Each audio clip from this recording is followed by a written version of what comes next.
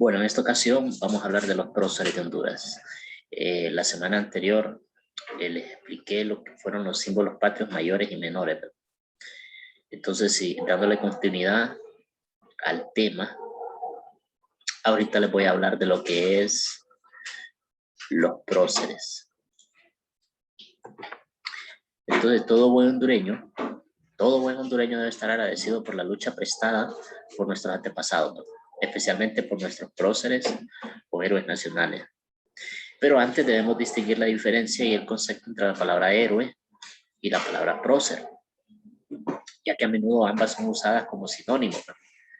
Y nosotros queremos distinguir entre quienes prestaron un ideal y dieron su vida por la lucha de objetivos buenos que beneficien al país y los que también lucharon de una manera ejemplar, pero no llegaron hasta ese extremo. La situación no lo llevó hasta ese extremo. Entonces la palabra héroe proviene del latín héroe, héroes, y a su vez deriva de un vocablo griego que hace referencia a un hombre que es famoso, ilustre y reconocido por sus virtudes o sus hazañas. Las hazañas significan los logros, ¿verdad? La palabra prócer tiene su origen del latín prócer, también es un adjetivo que permite señalar lo elevado, lo alto o lo eminente de alguien.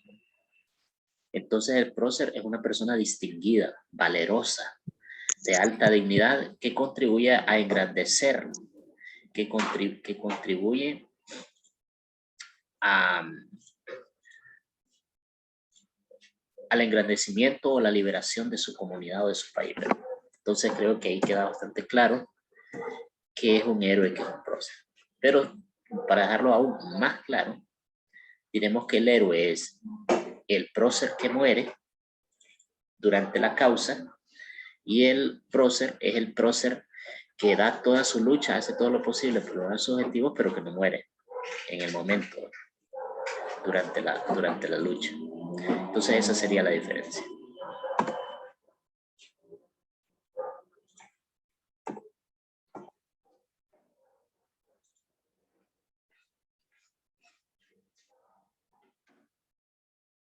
Denme un chance aquí que la computadora se puso lenta ahorita.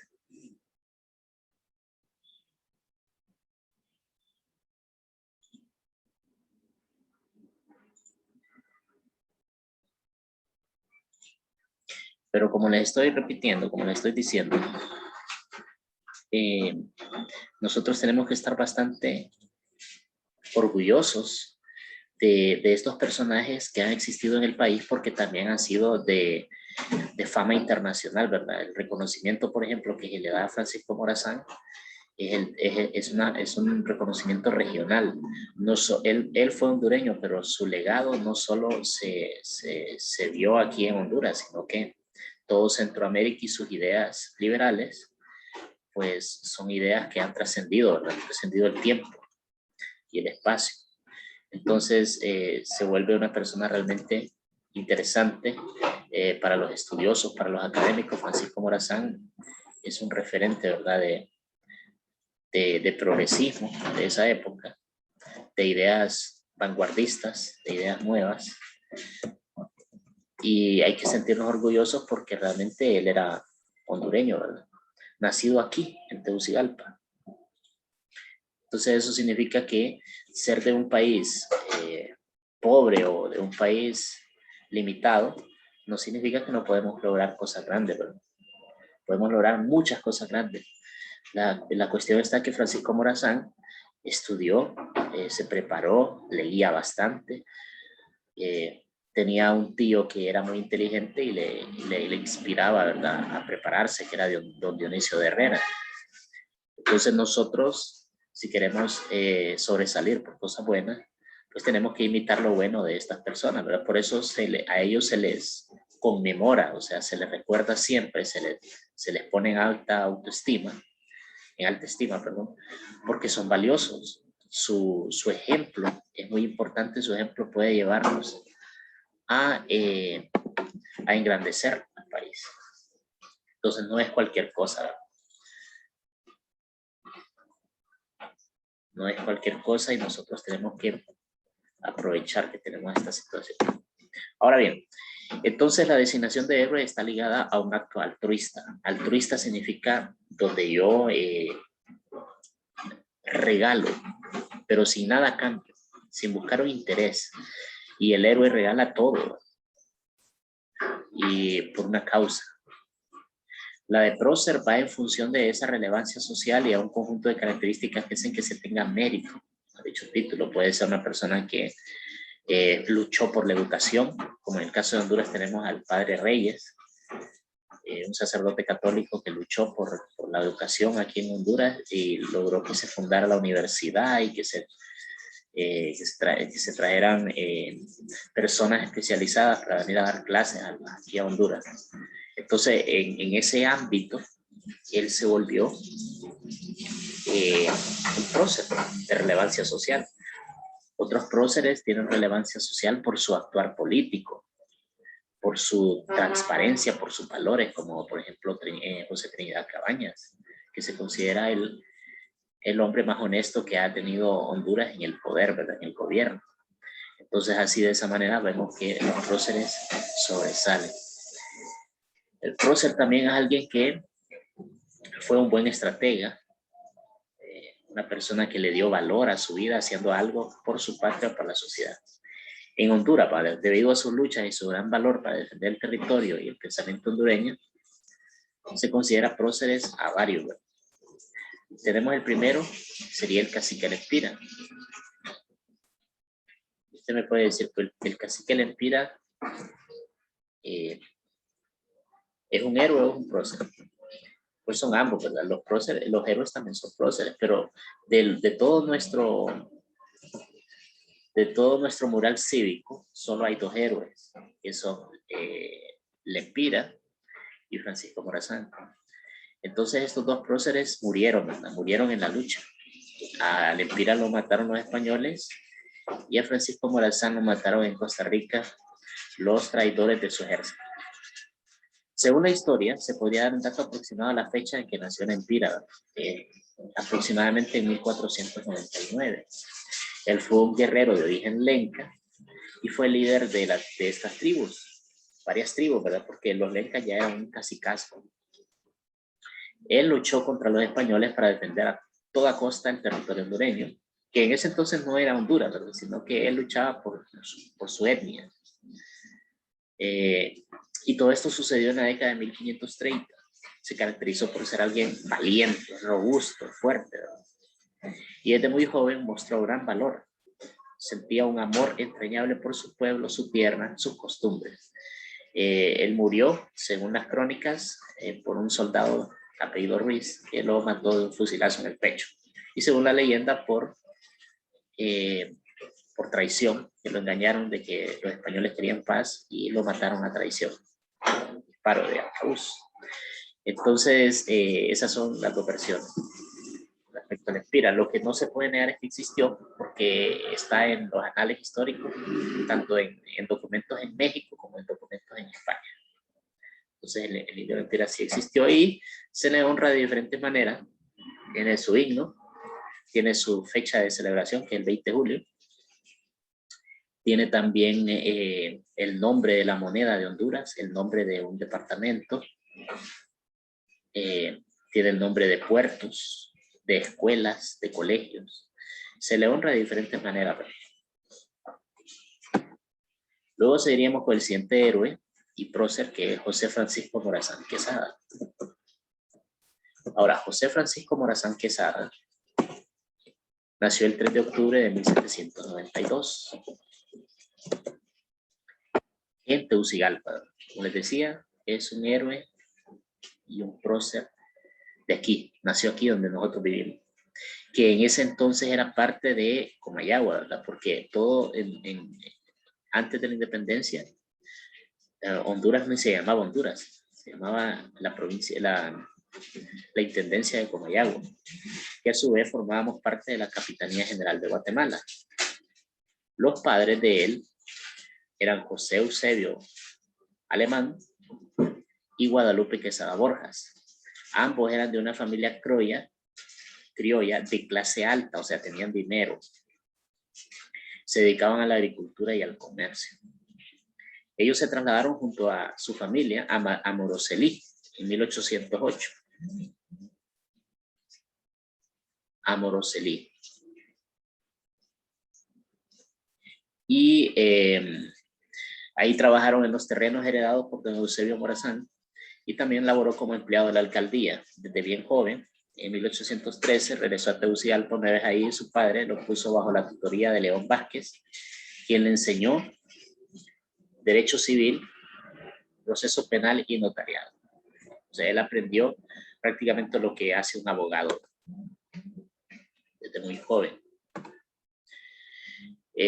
Morazán se unió a la infructuosa lucha por evitar la anexión de Honduras por México en 1821 y posteriormente pasó a ser miembro del gobierno hondureño, cuya presidencia la asumió en 1827. En 1829 dirigió un ejército que le pusieron por nombre el Ejército Aliado Protector de la Ley, que era de tendencia liberal, formado por la Alianza de El Salvador y Honduras, en contra del gobierno conservador del presidente de Centroamérica de aquel entonces, que era Manuel José Arce, que fue el primer presidente de toda Centroamérica después de independizarse, que era de El Salvador. Pero Francisco Morazán al siguiente año tomó el cargo de presidente, ganó las elecciones. Desde 1823 hasta 1840 prácticamente estuvo él luchando, porque se religió también, por mantener unida Centroamérica. Él logró muchas cosas, logró separar la iglesia del Estado, o hacer un Estado laico, logró impulsar la educación primaria, gratuita y obligatoria, logró hacer varias reformas, sobre todo al derecho civil y penal, que trajeron un adelanto enorme, ¿verdad? Incluso mucho mejor que muchas cosas que se hicieron luego en Sudamérica o en México. Francisco Morazán era demasiado avanzado para su época y muy incomprendido por lo mismo, sobre todo por la clase conservadora y por los caudillistas que eran poco visionarios aquí en Centroamérica. Morazán inició numerosas reformas educativas, judiciales y económicas. Trató de limitar el poder de la iglesia, pero las luchas internas de la Confederación le obligaron a llevar a cabo acciones militares con el fin de mantener su unidad, y pasó demasiado tiempo en guerra y por eso no pudo darle estabilidad a la federación. Tuvo que exiliarse en 1840, obligado porque Rafael Carrera lo perseguía, y regresó 2 años más tarde con la intención de restablecer la Confederación. Llegó a Costa Rica, ¿no? Ahí fue nombrado presidente de Costa Rica, pero lo traicionaron los costarricenses y fue fusilado.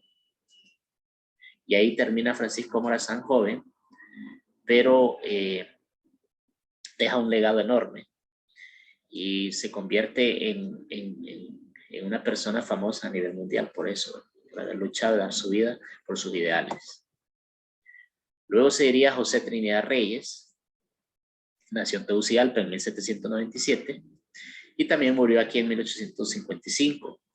Fue un sacerdote destacado, educador, músico, literario, una persona inteligente, muy preparada, iniciando su aprendizaje en la casa de señorita Gómez, así llamada la maestra, y después estudió en el Colegio Tridentino de Comayagua.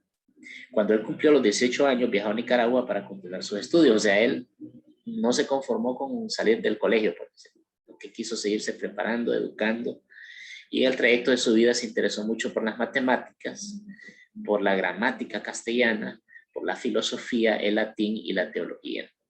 Y él promocionó bastante la educación a tal punto de que logró que se fundara aquí la primera universidad. Entonces, muy importantísimo el papel de él en el área educativa. Tenemos a otro José, que es José Trinidad Cabañas. Él nació en Tegucigalpa el 9 de junio de 1805. Falleció en Comayagua en 1871. Fue militar con el grado de general de división y también muy activo políticamente. Fue el 7º presidente constitucional del estado de Honduras entre 1852 a 1855. Y él era fiel seguidor de las ideas de Morazán de mantener unida Centroamérica. De hecho, fue soldado y peleó junto a Morazán. Y aunque ustedes lo miren más viejito que Morazán, porque el retrato más famoso de él que se ha pintado, porque no existían cámaras en ese entonces, sino que lo dibujaban, fue cuando él ya estaba viejo, pero realmente era más viejo Francisco Morazán que él. Sus padres fueron José María Cabañas y Juana Fiallos de Cabañas. Y nosotros lo honramos. Hay varias escuelas con el nombre de José Trinidad Cabañas. Se considera que fue el gobernante de los más honestos que ha tenido el país. Y también el billete de 10 lempiras, pues tiene la imagen de este prócer. Y luego tendríamos a José Cecilio del Valle, que nació el 22 de noviembre de 1780 en Choluteca, una comunidad localizada a orillas del río del mismo nombre. Su padre era don José Antonio Díaz del Valle y su madre Gertrudis Díaz del Valle, los cuales eran criollos, ¿verdad? ¿Qué significa cuando decimos que eran criollos? Eran hijos de los españoles. Eran de buena posición económica, igual que Francisco Morazán, y terratenientes dedicados a la agricultura y la ganadería. O sea, tenían tierra y tenían ganado. A los 12 años de edad, este joven asistió por un tiempo a la escuela de los hermanos betlemitas y posteriormente al colegio tridentino, que quedaba en Comayagua, ¿verdad? Con el fin de aprender latín. ¿Por qué ellos aprendían latín? Porque el latín es la lengua intelectual con la que se discutían, con la que se debatían las ideas en la que se escribían los libros más importantes en latín. Y de que toda la tradición clásica de la literatura y de la filosofía estaba escrita en latín. Por eso era importantísimo conocer el latín. Bueno, hasta el día de hoy es importante también si alguien quiere estudiar en serio el pensamiento antiguo y medieval. Entonces se convirtió en discípulo de Goicoechea y este le abrió la puerta y despejó las vías que Valle debía recorrer como hombre de ciencias y letras, incluso de política. Porque José Cecilio del Valle, aparte de ser una persona muy ilustrada, muy conocedora de muchos temas, a tal punto que se le conoció como el Sabio Valle, él era conservador. Sus ideas no eran tan revolucionarias como las de Morazán, pero eran ideas coherentes, ¿verdad? Ideas pragmáticas, ideas sensatas, que él consideraba que Centroamérica tendría que ir avanzando un poco más lento, no tan acelerado como lo quería Morazán, sino que tenía que ir cohesionando a la población, generando una buena administración, un sistema económico que fuera avanzando, quizá no tan rápido, pero que sólidamente. A él, por estas ideas, la gente lo apoyó, lo votó y fue elegido presidente de Centroamérica. Lastimosamente murió en Guatemala antes de tomar el cargo. Pero él fue un hondureño que fue líder en todo Centroamérica. Junto con Francisco Morazán, fueron los hombres con mayor liderazgo, ¿verdad?, en la región. O sea, hondureños con mucho liderazgo. Y lastimosamente murió y no se pudo ver en práctica sus ideas, ¿verdad? Pero lo tomaron en cuenta para redactar el acta de independencia y fue diputado, ¿verdad? Diputado en todo Centroamérica, incluso durante la anexión a México, también fue diputado del imperio de Agustín de Iturbide, que incluía en ese entonces una gran región. O sea, José Cecilio del Valle, una persona muy destacada. Y nosotros lo honramos de diferentes maneras, ¿verdad? Hay bustos, estatuas de él en diferentes plazas públicas.